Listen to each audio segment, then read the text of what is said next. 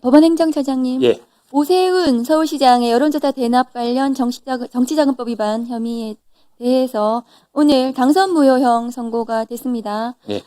이 사건은 명백히 혐의가 인정이 됐는데도 불구하고 현직 서울시장 신분으로 이런 범죄 혐의를 받고 있는 사람이 서울시장 후보로 나와가지고 지금 지방선거에서 본인이 지금 서울시장이 다시 됐는데, 매우, 이런 범죄 사실로 유죄 선고를 받은 이 시점에서 본인의 거취를 생각해야 되는 것이 아닌가 싶고요. 지금 법원에서는 이 사안이 신속하게 재판이 돼야 됩니다. 네. 내년 4월 7일 재보궐선거, 서울시장 재보궐선거를 하기 위해서는 2월까지는 대법원에서 확정이 돼야 됩니다. 이 당선 무효형에 대해서요. 그러면 우리 2024년 5월 1일 이재명 대통령 후보에 대한 공직선거법 위반 사건을 정광석화처럼 처리했던 대법원 아니겠습니까? 지금 행정처장님도 그 사건의 재판에 관여하셨잖아요. 예. 네.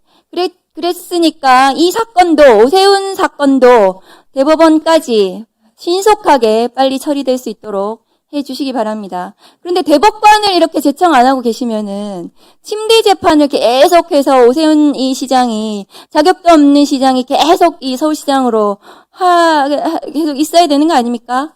대법관 제청을 빨리 해 주십시오. 예, 알겠습니다. 그럼 왜 그거를 지금 최대한 몇 달이 되었는데 제청을 하지 않는 이유가 무엇입니까? 제가 국민을 대리해서 묻습니다. 대법원의 직무유기입니다.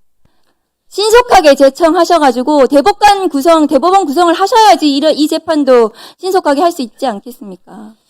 예, 대법관 제청 신속하게 이루어질 수 있도록 최대한 노력하겠습니다. 오늘 내일 중으로 하십시오. 하셔야 됩니다. 노력하겠습니다. 유승열 조정관님, 예. 기각사유 좀 띄워주세요.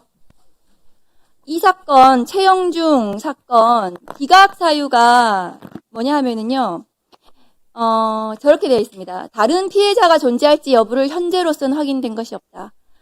그래서 필요성을 인정할 수 없다. 제가 저런 통신영장 기각사유는 처음 봤어요. 제가 검사 24년 했거든요. 저 사건이, 저런 통신영장 기각사유 보셨어요, 조 정관님?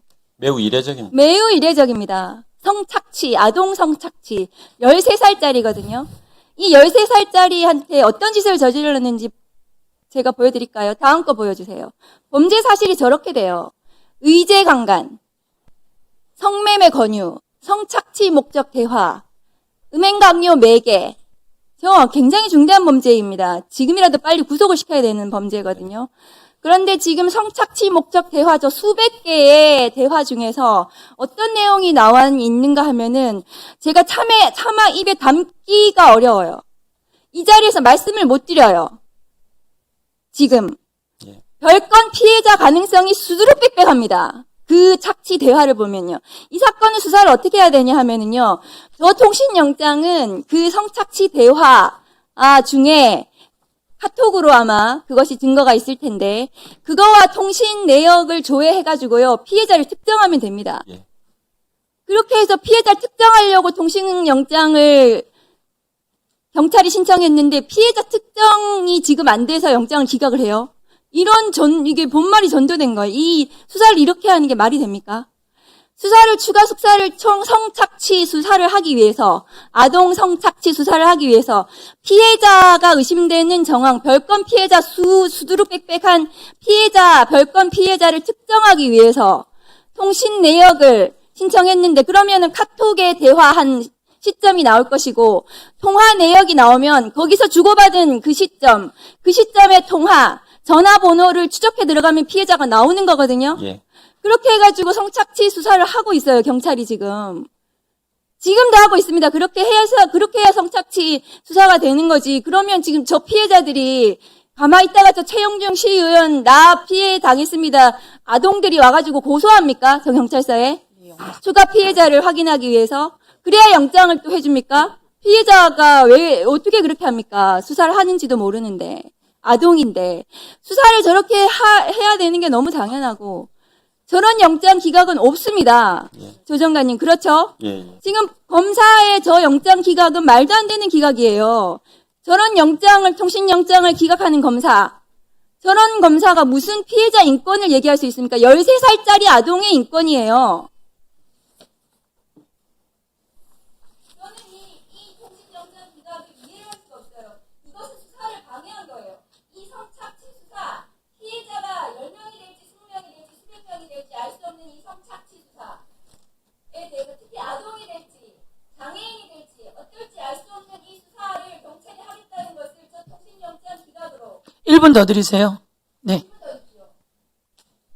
피해자가 저 카톡 대화 속에 나오는 피해자가 10명이 될지 20명이 될지 수백 명이 될지 알 수 없는 이 성착취 수사, 경찰이 하려고 했던 이 수사를 검사가 통신영장을 기각함으로써 피해자 추적이 어려워요. 저것은 피해자가 갑자기 청주 경찰서 와가지고 나 피해 이 성착취 당했다고 신고를 할까요? 저렇게 수사하는 성착취 수사는 그렇게 진행이 되지 않거든요. 그렇지 않습니까, 조 장관님? 맞습니다. 매뉴얼대로 한 겁니다, 경찰은. 예. 그런데 검사가 저걸 영장을 기각했습니다. 그리고 그냥 통째로 기각했어요. 기간을 정한 것도 아니에요. 통신영장을. 이거는. 그러면 저 수사를 어떻게 합니까? 그런 검사가 피해자의 인권, 장애인의 인권, 범죄 피해자 인권 운운할 수 있습니까? 그런 검사에게 수사권을 줘야 됩니까? 이해할 수 없는 기각입니다.